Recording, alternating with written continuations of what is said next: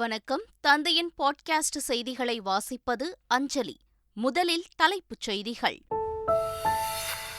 முதலமைச்சர் மு.க.ஸ்டாலின் 70வது பிறந்த நாளை முன்னிட்டு சென்னையில் இன்று பிரம்மாண்ட பொதுக்கூட்டம். மல்லிகார்ஜுன கார்கே, அகிலேஷ் யாதவ் உள்ளிட்ட தேசிய தலைவர்கள் பங்கேற்பு. நீட் தேர்விலிருந்து தமிழகத்திற்கு விலக்கு அளிக்குமாறு பிரதமரிடம் வலியுறுத்தினேன். மோடியுடனான சந்திப்பிற்கு பின்பு அமைச்சர் உதயநிதி ஸ்டாலின் பேட்டி. தமிழ்நாட்டில் விடுதலை சிறுத்தைகளுக்கும் பாஜகவுக்கும் இடையேதான் கருத்தியல் யுத்தம். பிரபாகரன் உயிருடன் இல்லை எனவும் தமிழ் தேசியம் என்ற பெயரால் சனாதனத்திற்கு சிலர் துணை போவதாகவும் திருமாவளவன் விமர்சனம். நாகாலாந்தில் 4 மாவட்டங்களில் உள்ள 4 வாக்குச்சாவடிகளில் இன்று மறு வாக்குப்பதிவு. தேர்தல் ஆணையம் உத்தரவு. டெல்லியில் இன்றும் நாளையும் G20 வெளியுறவுத்துறை அமைச்சர்கள் கூட்டம். கூட்டத்தில் பங்கேற்க இந்தியா வந்தடைந்தார் ரஷ்ய வெளியுறவுத்துறை அமைச்சர் செர்கே லாவ்ரோவ். ஆப்கானிஸ்தானில் திடீர் நிலநடுக்கம். ரிக்டர் அளவுகோலில் 4.0 பதிவு. இந்தியா ஆஸ்திரேலியா அணிகளுக்கு இடையிலான பார்டர் கவாஸ்கர் கோப்பை டெஸ்ட் தொடர். இந்தூரில் இன்று 3வது கிரிக்கெட் டெஸ்ட் போட்டி தொடக்கம். இனி விரிவான செய்திகள். 100 நாள் வேலைவாய்ப்பு திட்டம் வெளிப்படைத் தன்மையுடன் செயல்படுத்தப்பட்டு வருவதாக தமிழக அரசு தெரிவித்துள்ளது. ஊரக வளர்ச்சி மற்றும் ஊராட்சித்துறையின் மூலம் செயல்படுத்தப்படும் இந்த திட்டத்தின் மூலம் ஒவ்வொரு குடும்பத்திற்கும் அதிகபட்சமாக 100 நாட்களுக்கு வேலை வாய்ப்பினை அளித்து வருகிறது. இந்த நிலையில் இந்த திட்டத்தின் செயல்பாட்டினை ஆய்வு செய்யும் பொருட்டு ஊராட்சி அளவிலான பிரதிநிதிகளை கொண்டு சமூக தணிக்கை மேற்கொள்ளப்படுவதாகவும் அதில் சுட்டிக்காட்டப்படும் குறைகளை களைய நடவடிக்கை எடுக்கப்படுவதாகவும் தமிழக அரசு வெளியிட்டுள்ள செய்திக்குறிப்பில் தெரிவித்துள்ளது. தொழிலாளர்களிடமிருந்து பெறப்படும் புகார்கள் மற்றும் குறைகளை நிவர்த்தி செய்ய ஒவ்வொரு மாவட்டத்திலும் குறைதீர் அலுவலர்கள் நியமனம் செய்யப்பட்டு அவ்வப்போது குறைகள் களையப்பட்டு வருவதாகவும் கூறப்பட்டிருக்கிறது.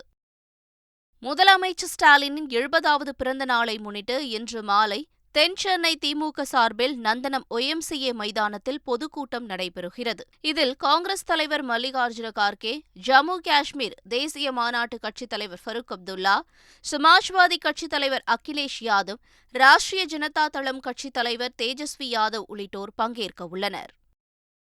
சென்னை லிட்டில் ஃபிளவர் பார்வையற்றோர் பள்ளியில் முதலமைச்சர் மு.க.ஸ்டாலின் தமது 70வது பிறந்த நாளை கேக் வெட்டி கொண்டாடினார். இந்த நிகழ்ச்சியில் பள்ளி மாணவிகள் கலை நிகழ்ச்சிகள் நடத்தினர். பின்னர் திமுக அரசின் சாதனைகளை மாணவிகள் பட்டியலிட்டு பேசினர். இதனைத் தொடர்ந்து விழாவில் பேசிய முதலமைச்சர் ஸ்டாலின் ஆட்சிகளின் சாதனைகளை சுட்டிக்காட்டியது மகிழ்ச்சி அளிக்கிறது என்றார். உங்களை சந்திக்கிற போதெல்லாம் எனக்கு ஒரு பெரிய உணர்வு. 30 வருஷமா வந்துகிட்டு இருக்கிறேன்னா, 84லேருந்து வந்துகிட்டு இருக்கிறேன்னா, எம்எல்ஏவாக தேர்ந்தெடுக்கப்பட்டு வந்திருக்கிறேன். சென்னை மாநகரத்துடைய மேயராக பொறுப்பில் இருந்தபோது வந்திருக்கிறேன். அதற்கு பிறகு உள்ளாட்சித்துறை அமைச்சராக பொறுப்பில் இருந்த நேரத்தில் வந்திருக்கிறேன். துணை முதலமைச்சராக இருந்தபோது வந்திருக்கிறேன். ஆட்சி இல்லாத நேரத்திலும் வந்திருக்கிறேன். எதிர்க்கட்சியாக இருந்தபோது வந்திருக்கிறேன். எதிர்க்கட்சி தலைவராக வந்திருக்கிறேன். இன்னைக்கு முதலமைச்சராக வந்துகிட்டு இருக்கிறேன். ஆனா ஒன்ன மட்டும் உறுதியா சொல்றேன், எந்த பொறுப்புல இருந்தாலும் இல்லாட்டாலும் எப்போதும் வருவேன், எந்த வருஷமும் வருவேன். நீட் தேர்விலிருந்து தமிழகத்திற்கு விலக்கு அளிக்க வேண்டும் என பிரதமர் மோடியிடம் வலியுறுத்தியதாக அமைச்சர் உதயநிதி ஸ்டாலின் தெரிவித்தார்.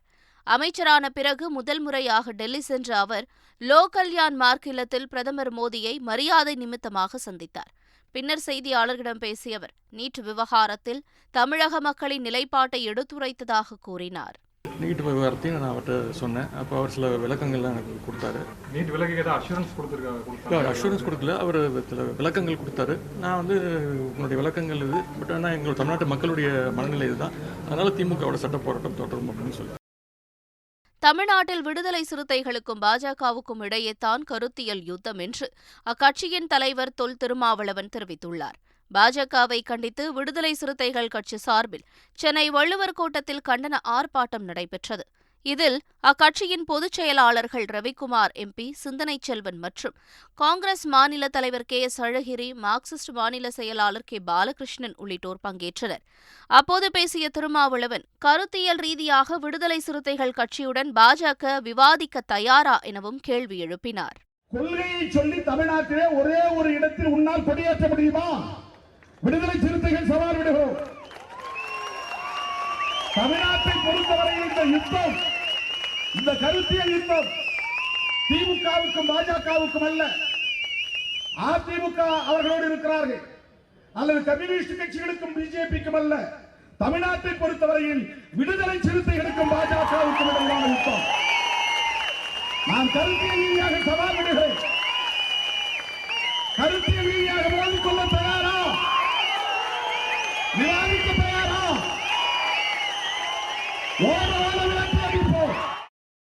அண்ணாமலை தமிழக பாஜக தலைவராக வந்த பிறகு எத்தனை உறுப்பினர்கள் சேர்ந்தனர், தற்போது தமிழக பாஜகவின் நிலை என்ன என தமிழ்நாடு மின்சாரத்துறை அமைச்சர் செந்தில் பாலாஜி கேள்வி எழுப்பியுள்ளார்.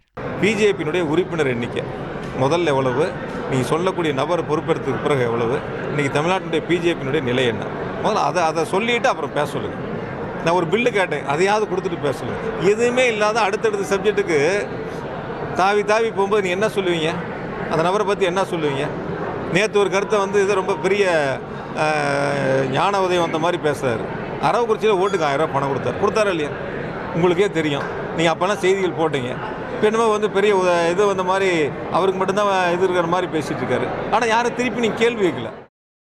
முன்னாள் முதல்வர் ஜெயலலிதா மரணம் தொடர்பான நீதிபதி ஆறுமுகசாமி ஆணையத்தின் அறிக்கையில் முன்னாள் அமைச்சர் விஜயபாஸ்கர் பெயரை பயன்படுத்த உயர்நீதிமன்ற மதுரை கிளை இடைக்கால தடை விதித்துள்ளது.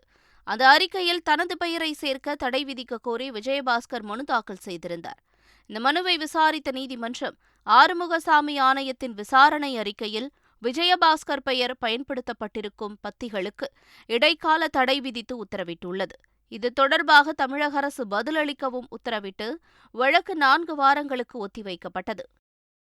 பிரபாகரன் இப்பொழுது உயிரோடு இல்லை என்றும் மோடி எதிர்ப்பை நீர்த்துப் போகச் செய்வதற்கான ஒரு யுக்தியாகத்தான் இதனை பார்க்கிறேன் என்றும் விடுதலை சிறுத்தைகள் கட்சித் தலைவர் திருமாவளவன் தெரிவித்துள்ளார். பிரபாகரன் உயிரோடு இருக்கிறார் 13 வருஷத்துக்கு முன்னாடி சொன்ன செய்திதான்.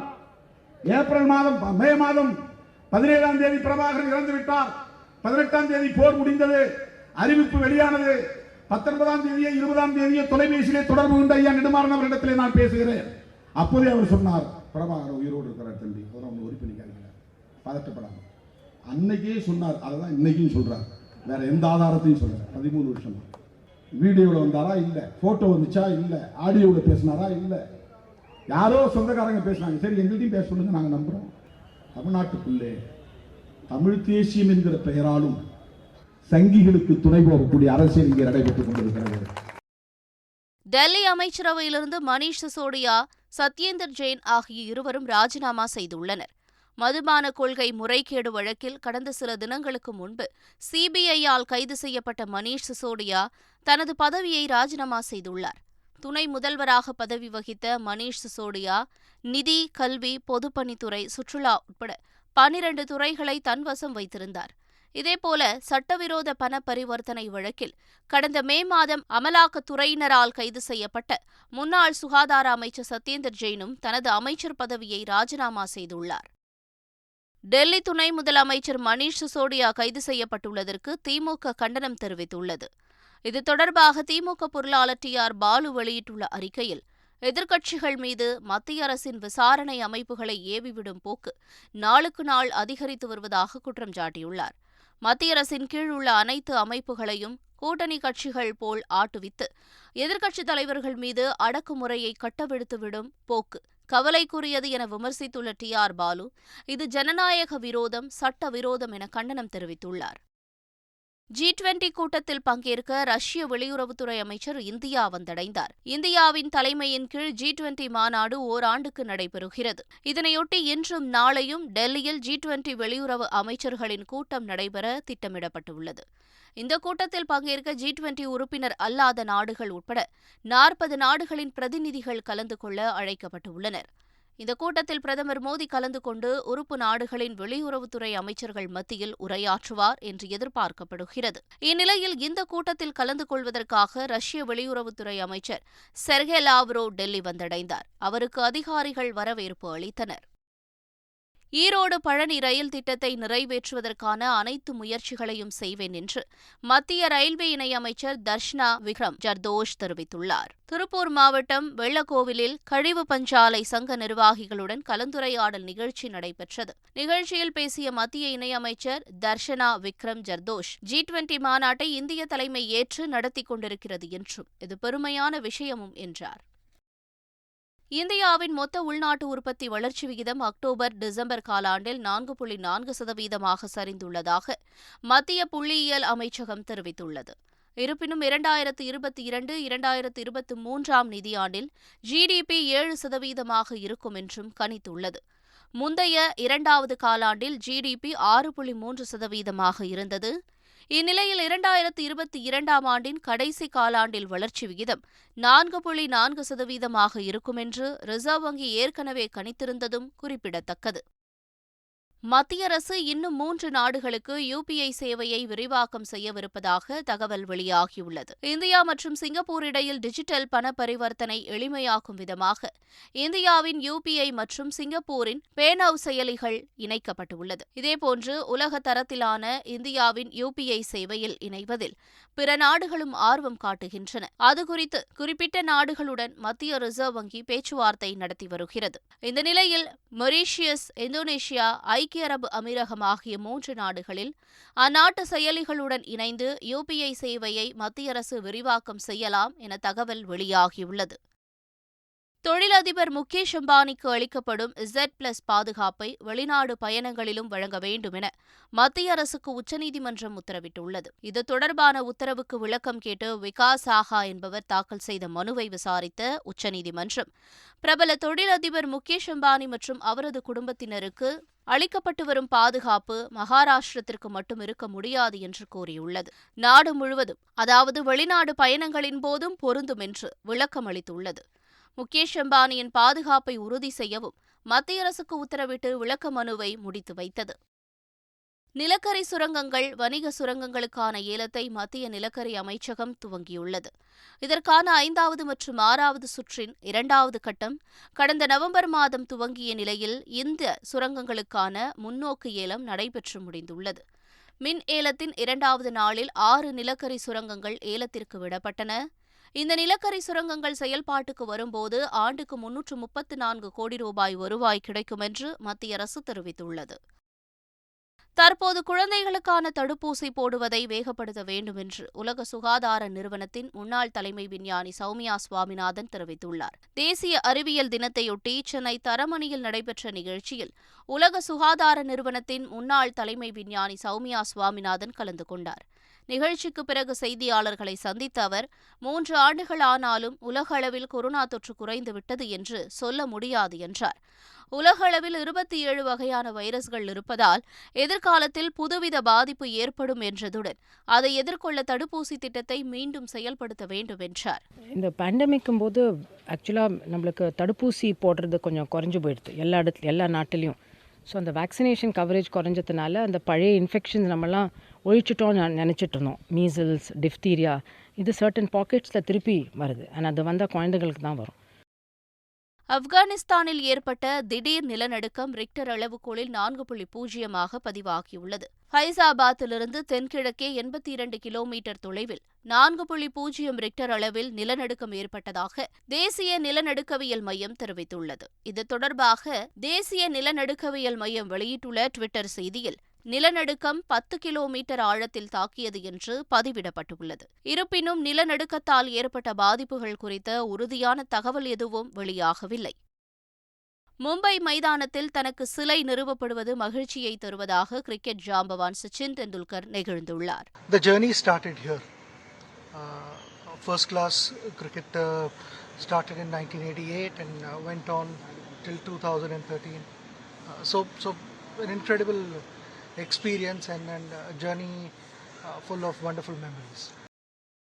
இந்தியா ஆஸ்திரேலியா அணிகளுக்கு இடையிலான 3வது டெஸ்ட் கிரிக்கெட் போட்டி இந்தூரில் இன்று தொடங்க உள்ளது. இந்தியா சுற்றுப்பயணம் மேற்கொண்டுள்ள ஆஸ்திரேலிய அணி 4 போட்டிகள் கொண்ட பார்டர் கவாஸ்கர் கோப்பை டெஸ்ட் தொடரில் விளையாடி வருகிறது. இதன் முதல் 2 போட்டிகளில் இந்திய அணி அபார வெற்றி பெற்று 2-0 என்ற கணக்கில் தொடரில் முன்னிலையில் உள்ளது. இந்நிலையில் இரு அணிகளுக்கு இடையிலான 3வது டெஸ்ட் போட்டி இந்தூர் ஹோல்கர் மைதானத்தில் இன்று தொடங்க உள்ளது. இந்த போட்டியில் வென்று தொடரை கைப்பற்ற இந்தியா தீவிரம் காட்டும் என்றும் எதிர்பார்க்கப்படுகிறது. மீண்டும் தலைப்புச் செய்திகள். முதலமைச்சர் மு.க. ஸ்டாலின் 70வது பிறந்த நாளை முன்னிட்டு சென்னையில் இன்று பிரம்மாண்ட பொதுக்கூட்டம். மல்லிகார்ஜுன கார்கே, அகிலேஷ் யாதவ் உள்ளிட்ட தேசிய தலைவர்கள் பங்கேற்பு. நீட் தேர்விலிருந்து தமிழகத்திற்கு விலக்கு அளிக்குமாறு பிரதமரிடம் வலியுறுத்தினேன். மோடியுடனான சந்திப்பிற்கு பின்பு அமைச்சர் உதயநிதி ஸ்டாலின் பேட்டி.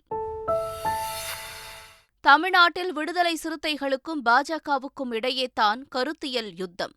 பிரபாகரன் உயிருடன் இல்லை எனவும் தமிழ் தேசியம் என்ற பெயரால் சனாதனத்திற்கு சிலர் துணை போவதாகவும் திருமாவளவன் விமர்சனம்.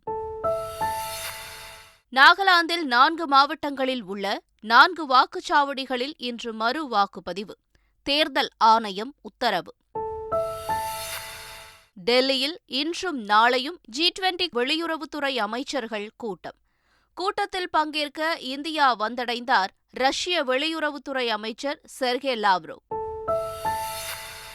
ஆப்கானிஸ்தானில் திடீர் நிலநடுக்கம். ரிக்டர் அளவுகோலில் 4.0 பதிவு. இந்தியா ஆஸ்திரேலியா அணிகளுக்கு இடையிலான பார்டர் கவாஸ்கர் கோப்பை டெஸ்ட் தொடர். இந்தூரில் இன்று 3வது கிரிக்கெட் டெஸ்ட் போட்டி தொடக்கம். இத்துடன் செய்திகள் நிறைவு பெற்றன.